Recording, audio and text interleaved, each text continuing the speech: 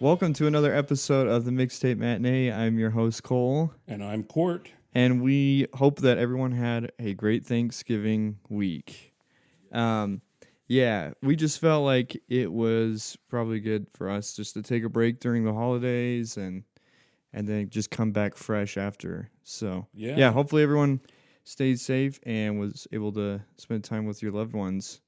But this week, we are back at it again with another movie episode. And Court, this week you were the one that decided which one we were going to watch. So kind of tell us about the film and I guess how you decided on it. Yeah. I've never heard of this film at all, but So I chose the film The Kid with a Bike. Il est toujours dans les parages, Cyril. Tous les gamins, il essaie d'en faire ses vendeurs. T'es nouveau, il t'a repéré.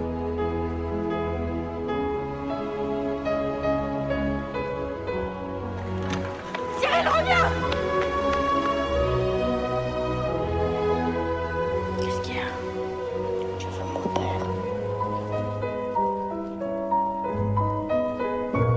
Je dis ça pour pas que tu sois déçu si jamais ça se passe pas comme tu rêves que ça se passe. And to be honest with you, my process for choosing it was I went to ChatGPT. Oh, yeah? And I said this. I said, imagine you are creating a complex Venn diagram of the following films. Key Largo, The Maltese Falcon, To Have and Have Not, Her, Hunt for the Wilder People, Jojo Rabbit, and Little Men, and searching for films that would be in the center of the diagram.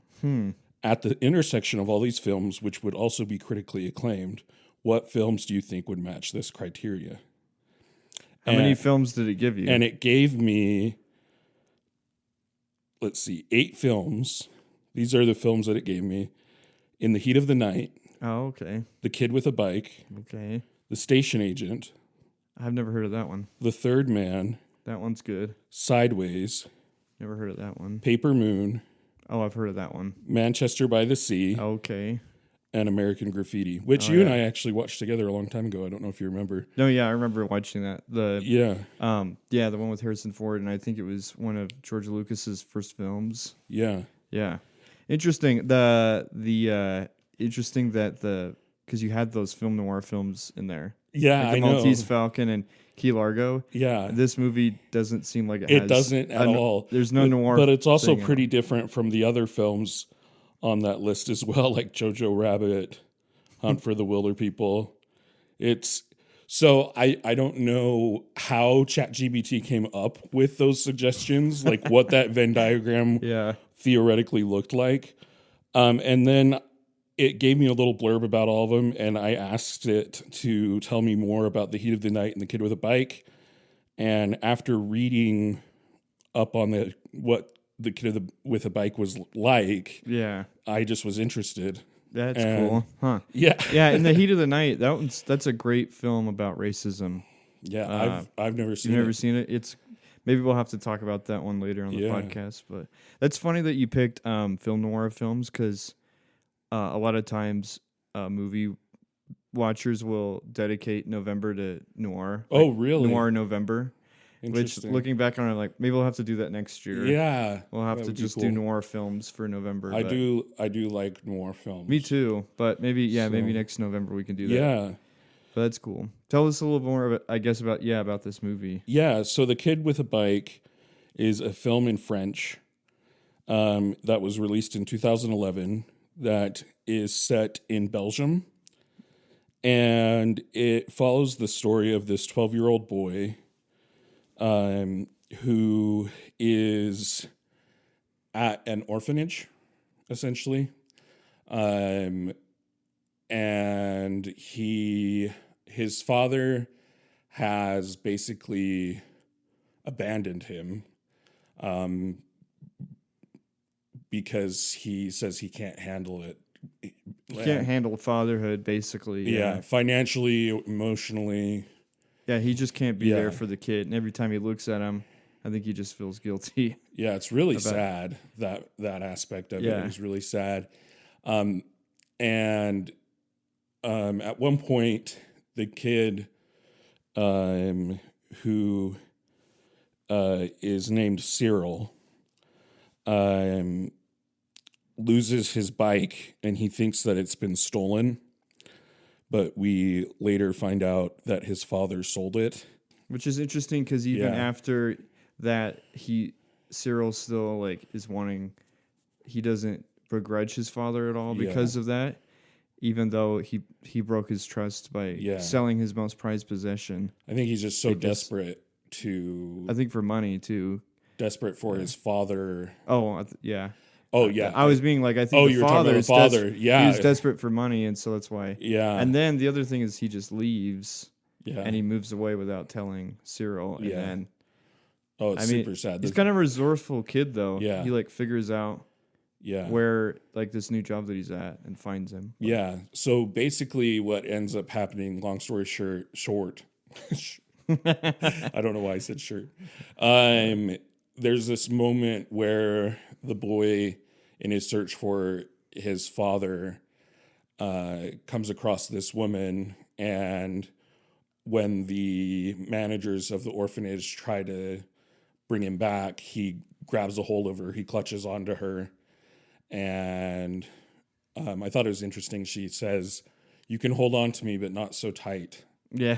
And later, that woman, who turns out to be named Samantha and is a hairdresser, finds who the father sold the bike to, pays for it, gets it back. Yeah, gets his most prized possession back. Yeah, and she brings it to him at the orphanage, and this kind of sets off their relationship. And Cyril, the boy, is like, "Can I stay with you on the weekends? And can you foster me on the weekends?" And she just says yes. And she says yes. She's such a nice, giving lady. Yeah. And that. it's really touching how this woman who's just a stranger, takes on this boy with all of his complex problems and everything. Emotions. Because, he hasn't had like the easiest life, and he's had, his father give up on him. Yeah. And so he kind of has throughout the film, there's different parts where he has kind of outbursts and stuff. And and I think maybe sometimes she might think, I don't know what I kind of took on. What I signed up for. Yeah. I really like this film. As far as so it was directed by these brothers called the Dardenne Brothers. Yeah. I guess you could say they're like Belgium's Coen brothers almost. Oh, interesting. In a sense. Yeah. If you want to think about it like that. But they have a very unique style on how they approach film. With this film, they do a lot of naturalistic shooting, so with handheld cameras. Yeah. And I was reading up on it. A lot of their movies, they don't use music at all. But for this one, they wanted to have music, so there's background, occasional music. And also, I found out, too, that this was like the first film that they had filmed in the summer. So it's very bright and nice weather. Yeah. Because they wanted this film to be a little more hopeful than some of the other films that they had made. It is more hopeful. I mean, it still has its bleak moments. Yeah, because I think it's just like the subject matter is bleak. I mean, it's very adult. Yeah.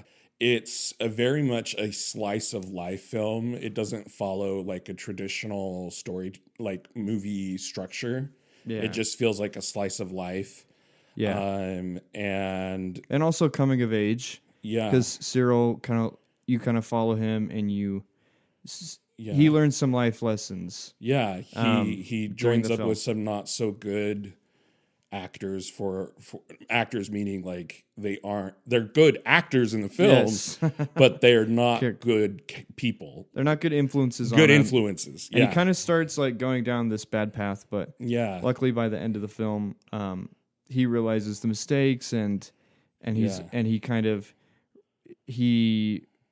reconciles, I guess, the loss of his father and realizes that life can be just as good if you look for the good in what's around you, and not really focusing on what you don't have, but focusing on what you do have. Yeah. That's what I got from it. Yeah, and I found it to be even though it's dealing with such emotional themes and this woman who takes him in and everything, I found it to ultimately not be a sentimental film, even though it evokes all those emotions and hope. And one thing that I thought was interesting is I was reading that they wanted it to kind of be reflective of a fairy tale. Mm-hmm. And for Samantha, is that her name? Yeah. Let me double check. Yeah, Samantha. Mm-hmm. To almost be like a fairy-like figure for this boy who kind of has to kind of cast off his illusions about his father and about his situation, and then this fairy-like figure, which I thought was really interesting. I definitely did not pick up on the fairy tale aspect of it at all. I didn't either, but I did read. Yeah, I read that same thing, that they wanted it to be a fairy tale. Yeah. I just thought, she's just a good person. Yeah. And she's just trying to help this kid out that doesn't have a whole lot going for him. I thought it was interesting. It doesn't ever really explore why she does what she does. And it's left up to us, I guess, to decide what her internal motivations are. I don't think that's a big thing with the plot, though. I think it's pretty simple that, she sees, this kid needs help. And obviously no one else is really helping him. And then they find out where his dad works, and so they go, and she tries to talk to him, hey, your kid wants to have a relationship with you. And then he sees that he's just a jerk and doesn't want to have anything to do with Cyril. And I think that's when she really realizes what's going on, and then opens up. Yeah. I'm going to keep taking care of this kid and trying to look out for him. And, that's why she kind of takes on this parental role and telling him who he should and should not be hanging around with. Yeah. Yeah.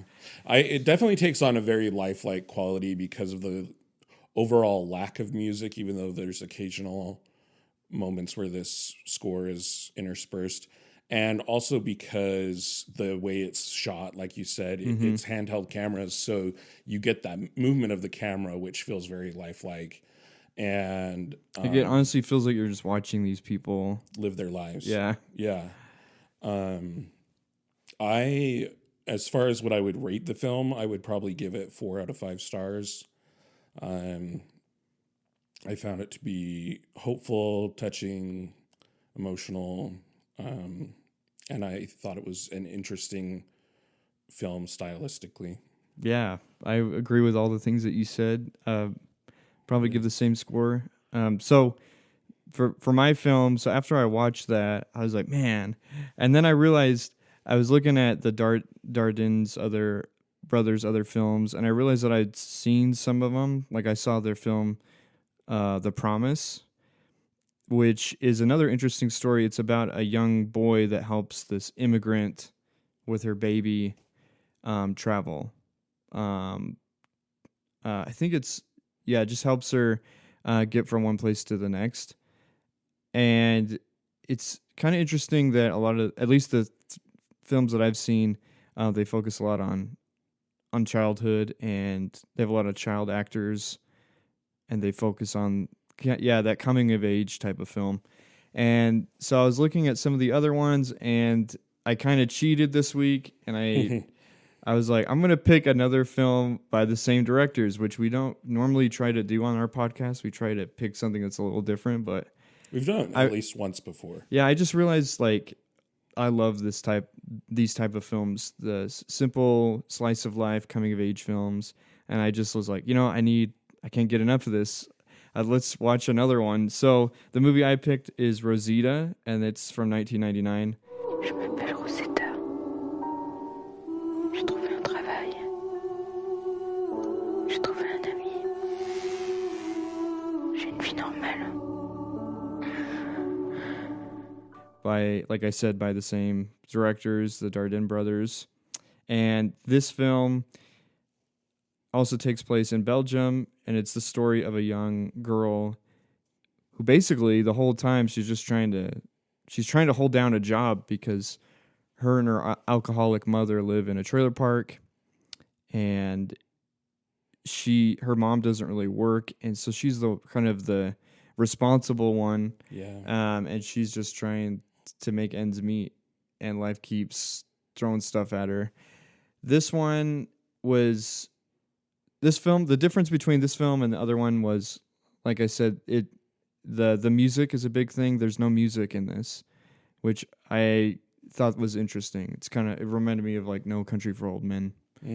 Like where it has kind of this naturalistic, it gives like the film a certain tone, I guess. Yeah. And then the other thing I noticed too about this film is there's a lot more close-up shots than in the other one, with the Boy with a Bike. Yeah. Like with Boy with a Bike, I felt like there was shots where you could tell that it wasn't really handheld and it was wider. They had, characters in a wider screen, but this one very, very close up and personal.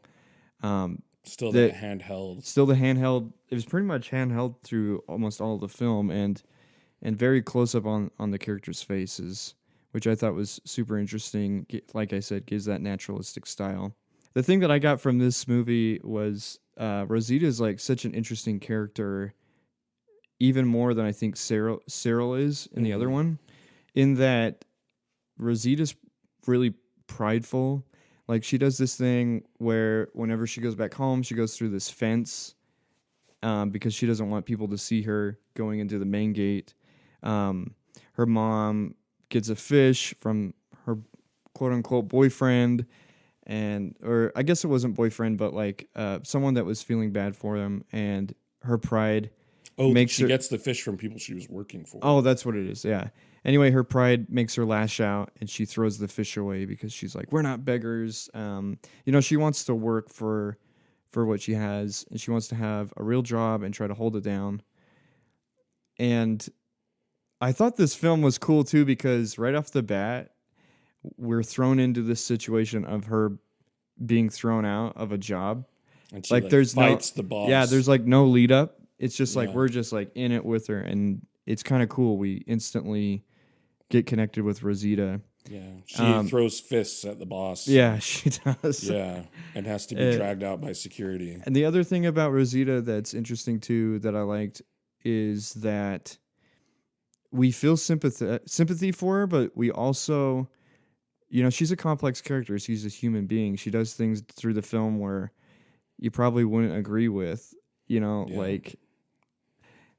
She ends up taking advantage of someone just to get a job, because throughout the whole film, she thinks that getting a job equals happiness.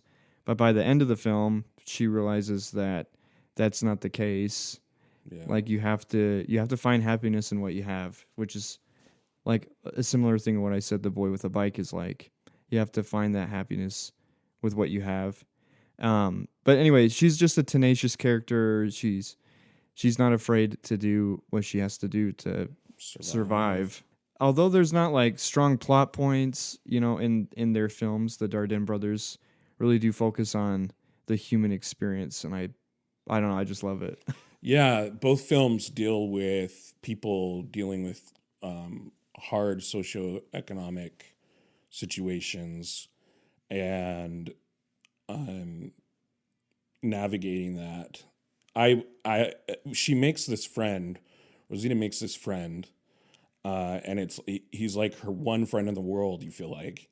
And for a moment I was like, oh, the point that I can kind of one point of comparison I can point to is both films deal with these characters going through very difficult challenges in their lives, but they make at least one meaningful connection that pulls them out of it. But then she betrays that character to get his job.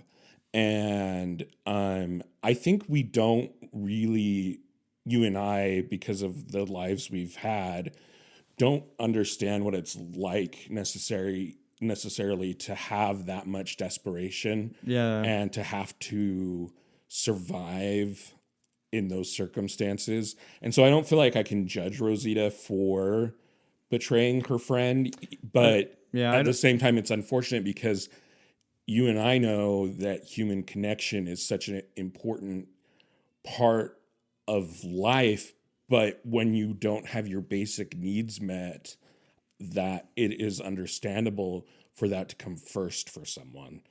And it's a much bleaker film, in my opinion, with a more ambiguous ending. We're not really sure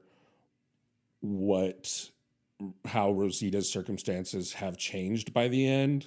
I don't think they've changed, but I think she's learned a valuable lesson. You think so? I didn't pick up on that as much as you did. I don't know. Yeah, that's how I thought about it. Like Yeah. because she gets the job, but then she calls the boss and quits. Like why? She doesn't quit. She just says, "I can't come in today." No, she says like I'm not going to come back in. I think I just interpreted it as she's not coming in that really? day because she has to take care of her mother. I thought she was like saying she was going to quit her job. Really? But maybe I need to go back and see yeah, exactly I think what she that was just says. saying, "I'm not going in today Oh, because I have to take care of my mom," type of thing. okay. But maybe I'm wrong. Maybe I read the subtitles because I was hoping that there would be some type of. Well, because I was like, wait, why is she because doing that? comes home at the end of the film, finds her mom passed out drunk in Right. front of the trailer. Right, yeah. And so she's like taking care of her mom, putting her in bed, taking her shoes off. And then she calls her work and is like, my understanding was she's it was just taking a sick day. Okay. That's what I thought. If that's the Yeah. case, then it changes it a lot. Because, Yeah. then it would be ambiguous because it just kind of ends. Well, after and that.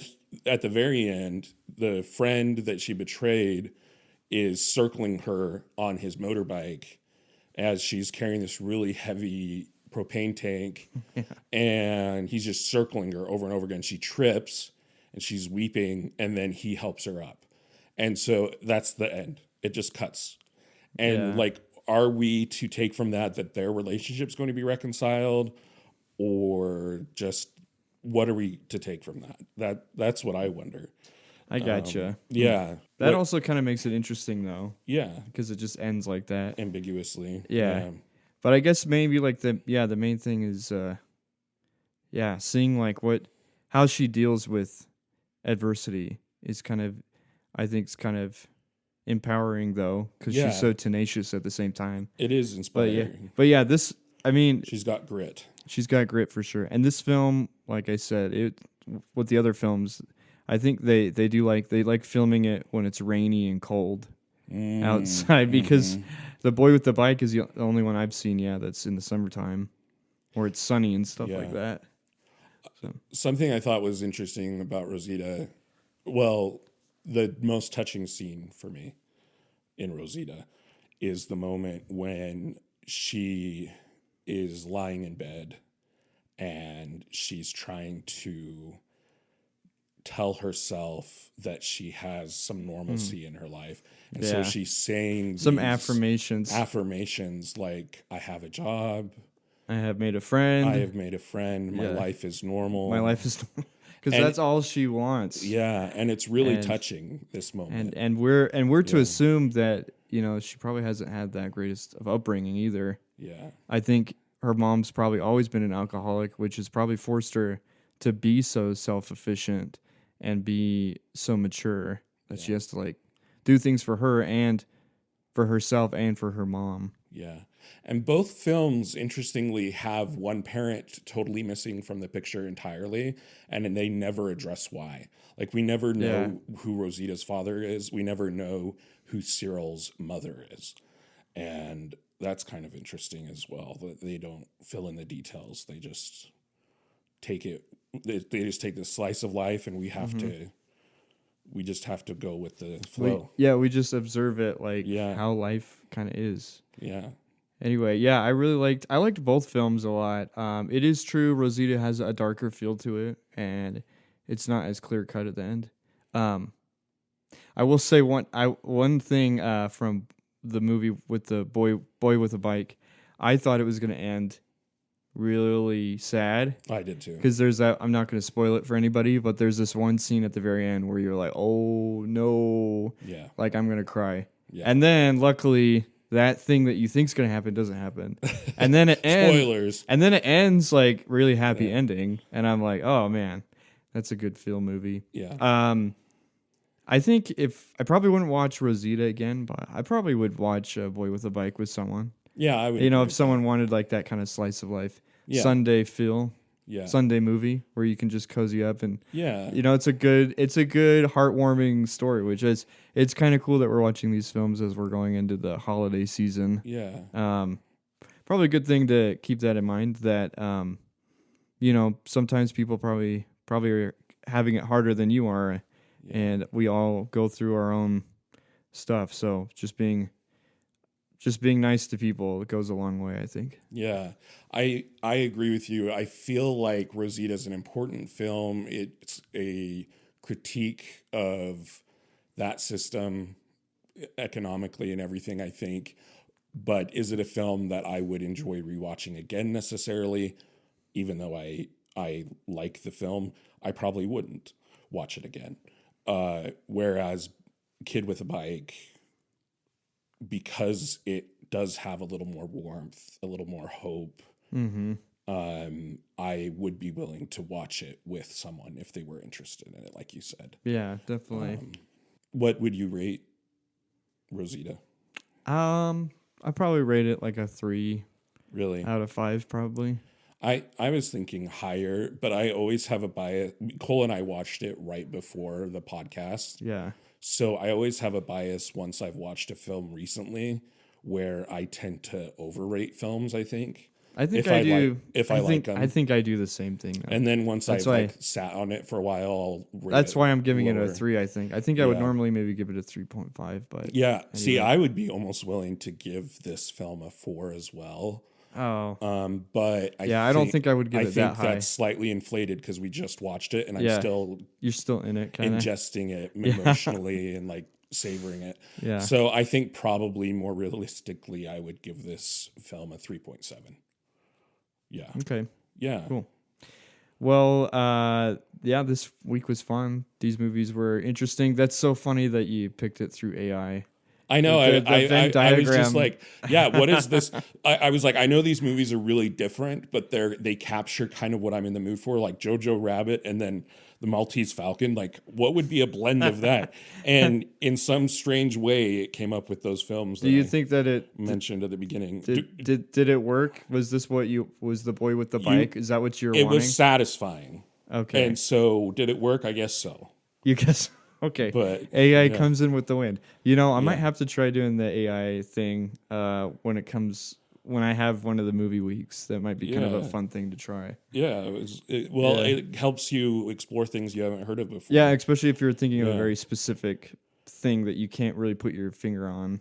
But those films are so different that I think I think it strained the capabilities of the AI to try to come up with something that's actually at the center of those Venn diagram. Right. But yeah. Well, this was fun. Yeah. Well, thanks for listening, everyone, and we will see you next week with a music episode. Yeah, in 2 weeks. Bye. Bye.